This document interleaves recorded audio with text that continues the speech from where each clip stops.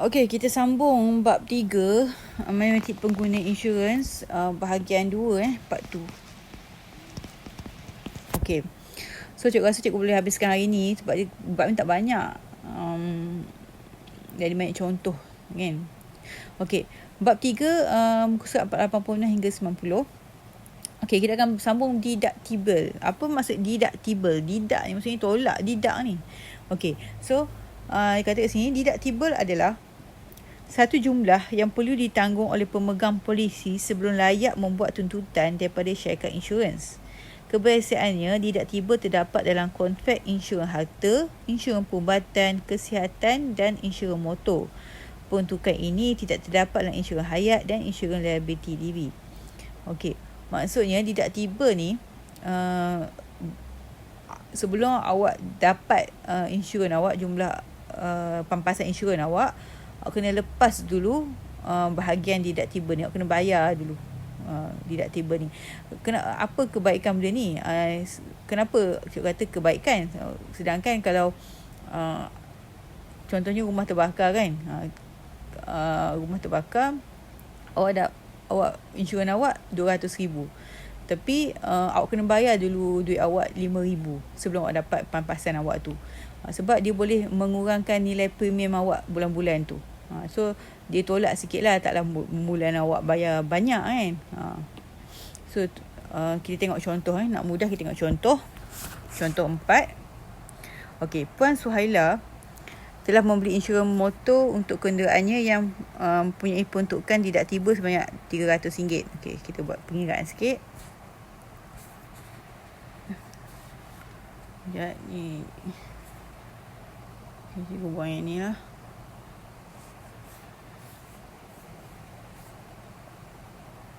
Okey, sekejap Okey, cikgu angkat yang ni. Okey.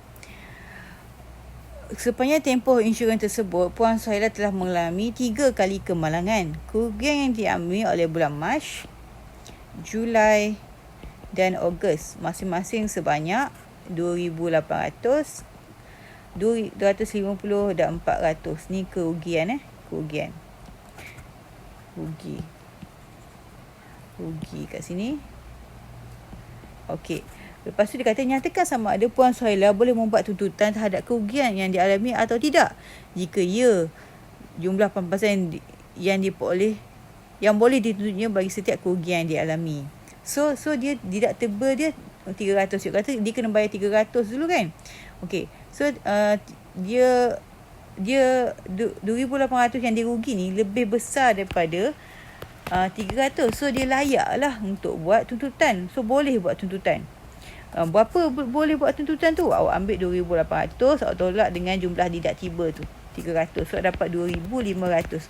So RM2,500 lah awak boleh buat tuntutan. Okey, Julai pula dia rugi RM250. Dia kecil ber-300. So tidak boleh buat tuntutan sebab dia kurang pada jumlah deductible kan. So jumlah dia tiada lah. Okey, Ogos dia RM400 dia rugi tapi deductible dia RM300 kan. So RM400 ni lebih besar pada RM300. So dia boleh buat tuntutan. Okey, berapa dia dapat? RM400 tolak RM300 dapat RM100.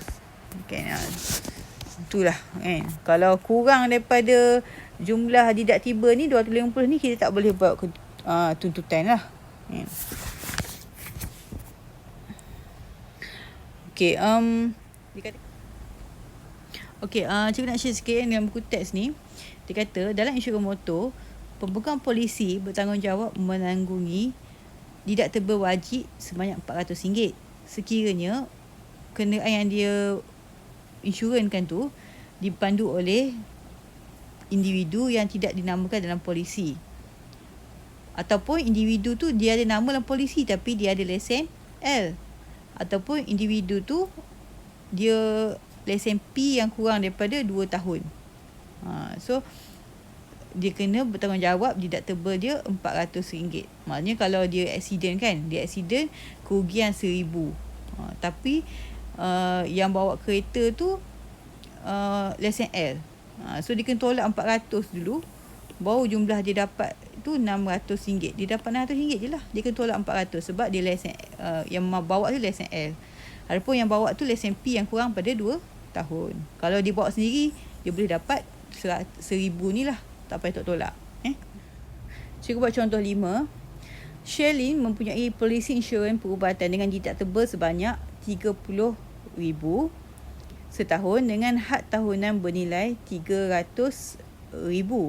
Pada tahun pertama tempoh insurannya, Sherlyn telah dimasukkan kos itu untuk pembedahan appendix dan dikenakan kos rawatan sebanyak RM8,000. So, kos rawatan dia RM8,000.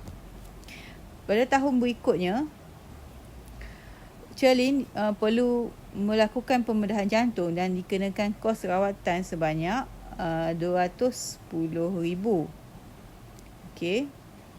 Lepas tu tahun pertama yang ni. Okey, tahun kedua kos dia RM210,000. Nyatakan jumlah yang perlu ditanggung oleh Sherlyn dengan jumlah bayaran dibayar oleh syarikat insurans bagi tahun pertama dan tahun kedua tempoh insurannya. Okey. So deductible dia ambil adalah RM30,000 kan. So RM8,000 ni dia kurang daripada kos rawatan, dia kurang daripada kos deductible ni. So maksudnya dia tak dapat insurans tak dapat bagilah. So tahun pertama ni Sherlyn ni kena bayar sendiri. Jumlah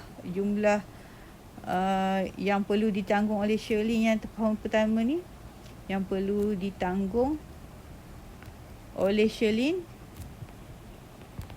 pada ialah RM8,000. Sebab apa? Sebab tadi cikgu cakap sebab dia kurang pada jumlah deductible. Okey, tahun kedua pula kos rawatan dia RM210,000.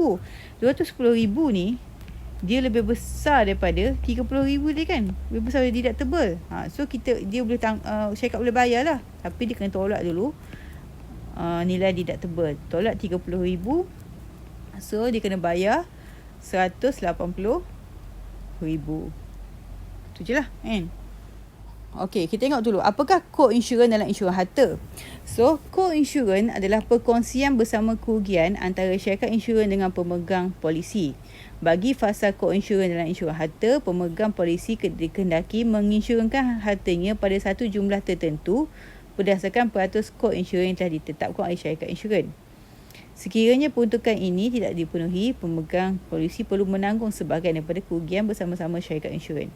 Oleh itu, jika pemegang polisi ingin mendapatkan pampasan penuh atas kerugian separa yang dialami, dia perlu menginsurkan harta tersebut mengikut peruntukan co-insurance-nya. Okey, tak apa, nanti kita tengok contoh lebih faham. Okey, yang ni adalah dia punya formula. Jumlah insurans yang harus dibeli adalah peratusan co-insurance darab dengan nilai boleh insurans harta. Okay, kita tengok nanti kita tengok contoh supaya lebih faham. Okey.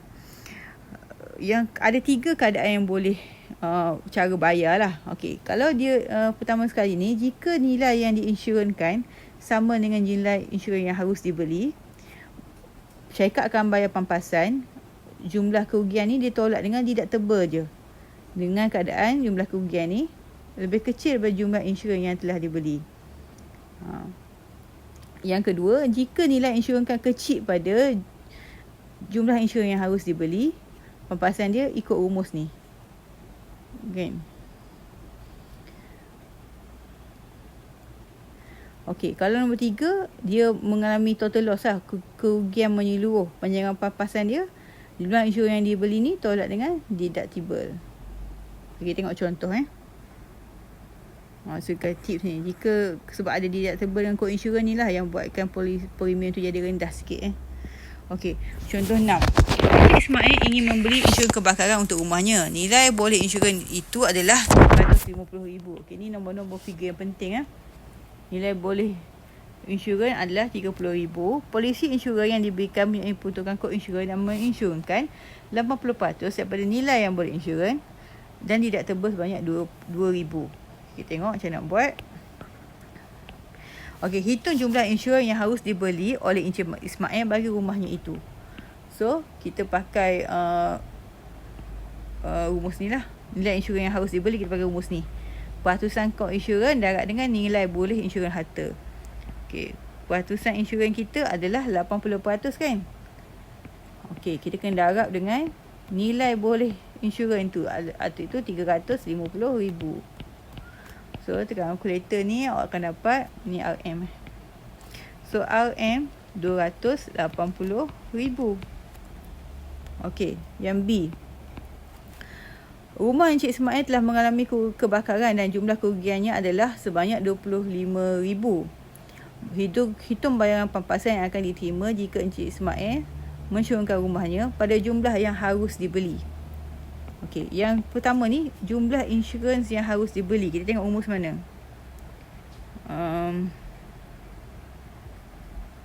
Okey. So, yang ni dia kata dia insurkan jumlah insurans yang harus dibeli. So, pakai rumus ni lah. Jumlah kerugian tolak dengan deductible. Okey. So, jumlah kerugian kita tadi dia rugi 25,000.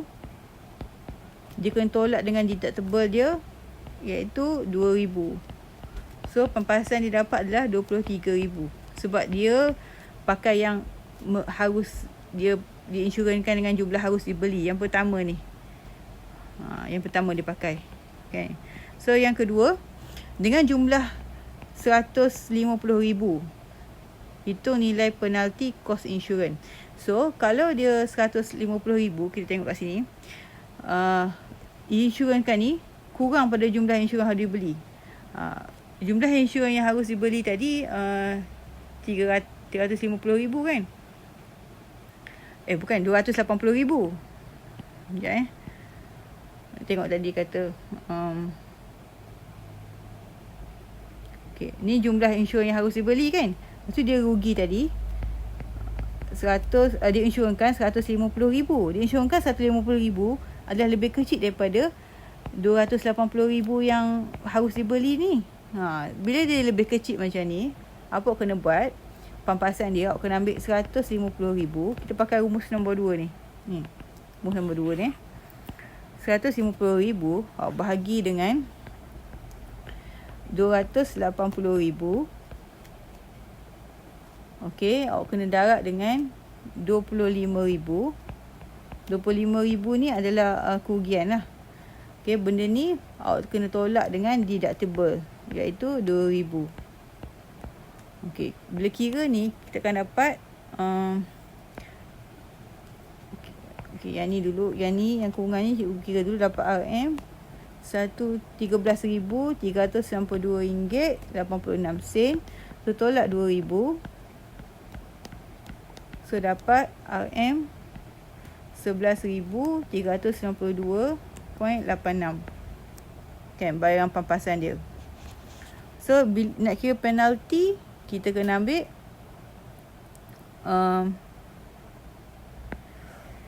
sama kat sini. Penalti kita kena ambil 25,000 ni, yang kerugian ni kena tolak dengan RM 11,392.86.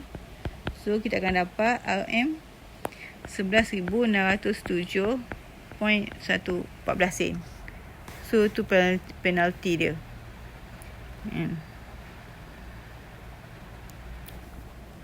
Okey, kalau C pula, rumah Encik Ismail telah mengukuran menyeluruh. Jika dia mensyuruhkan rumah dia dengan 200,000, hitung bayaran pampasan diterima. Okey, menyeluruh yang last kali tu.